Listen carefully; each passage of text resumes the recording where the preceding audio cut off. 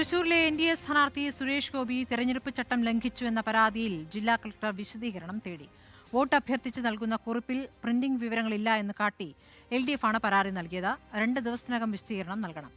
Jason ചാമോളപ്പിലുണ്ട് വിവരങ്ങളുമായി. Jason, എന്തായിരുന്നു സുരേഷ് ഗോപിക്കെതിരായ പരാതി? ഇപ്പോൾ വനാധികാരി എടുത്തിരിക്കുന്ന നടപടി എന്താണ്?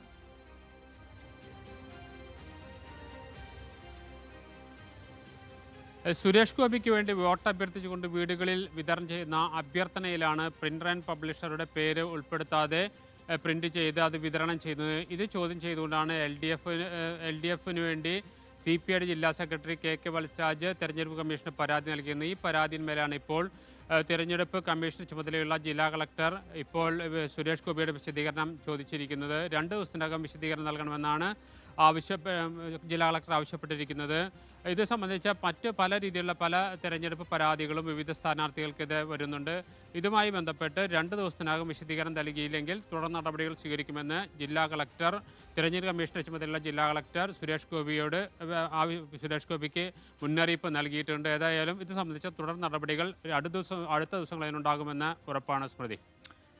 ജേസൺ ചാമോളപ്പിലാണ് വിവരങ്ങൾ നൽകിയത്.